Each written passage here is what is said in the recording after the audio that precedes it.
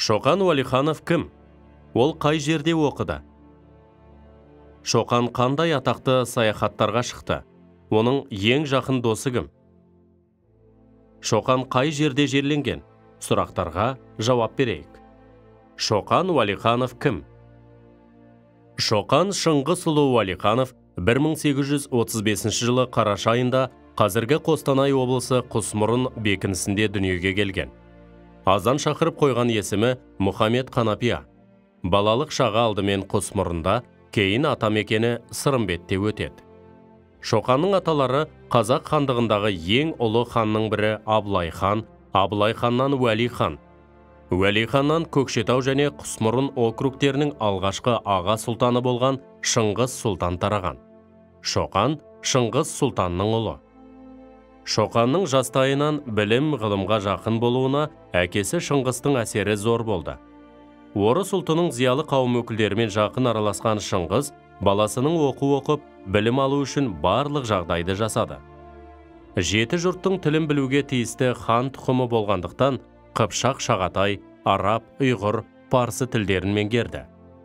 Шығыстың ғұлама ғалымдарының еңбектерімен танысты. Неміс, ағылшын, француз тілдерінде жетік меңгеріп, осы тілдегі ғылыми еңбектер мен карталарды да зерттеумен айналысты. Шоқан қай жерде оқыды? 1847 жылы сол кездегі ірі оқу орындарының бірі саналатын Сібір кадет корпусына оқуға түседі. 1853 жылы оқуын аяқтап, атты әскер корнеті деген атақ алып шығады. Шоқан кадет корпусында белгілі ғалым, географ және зерттеуші Григорий Потанинмен бірге оқыған. Шоқан қандай атақты саяхаттарға шықты? Офицерлік қызметте болғанына қарамастан Шоқан саяхат жасап, ғылыми зерттеулермен шұғылданғанды қалады. 1856 жылы Ыстықкөлге, 1857 жылы Алатау қырғыздарына сапарға шығып, қырғыздардың атақты Манас жырын алғаш болып қағазға түсірді.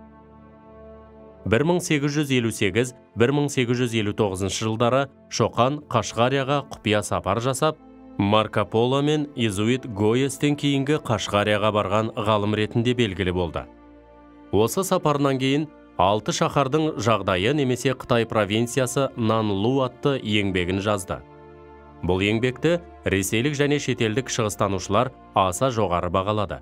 Еңбек көп ұзамай ағылшын тіліне аударылды.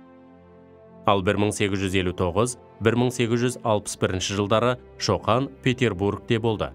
Орыс ғалымдары Шоқанның ғылыми еңбегін жоғары бағалап, Владимир орденімен марапаттады. Шоқанның ең жақын досы кім? Шоқан орыстың аса көрнекті жазушысы Федор Достоевский мен орыс мәдениетінің алдыңғы қатарлы өкілдерімен, шығысты зерттеушілермен, орыс ғалымдармен, ақындармен таныс болып, байланысын үзбеген.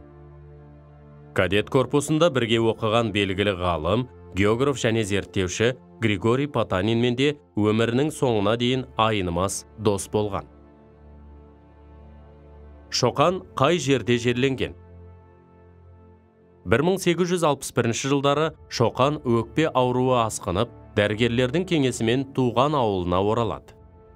1865 жылы сәуір айында ауруы меңдеп, Алтынемел жотасында Кербұлақ ауданындағы Шоқан деп аталатын ауылда небәрі 30 жасында дүниеден өтеді. Жас ғалымның еңбегін жоғары бағалаған ірі оқымысты шығыстанушы Николай Веселовский Шоқан құйрықты жұлдыздай жарқ етіп өте шықты. Орыс ориенталистері бір ауыздан оның келбетінен феноменді құбылысты байқады және одан ұлы да маңызды жаңалықтардың ашылуын күтті деп жазған болатын. 1985 жылы Шоқан Уәлихановтың туғанына 150 жыл толуына орай академик Әлікей Марғұлан ғалымның еңбектерін жинастырып 5 томдық жинақ жариялады. Сәбит Мұқановтың Аққан жұлдыз шығармасы Шоқан Уәлихановтың өміріне арнап жазылған.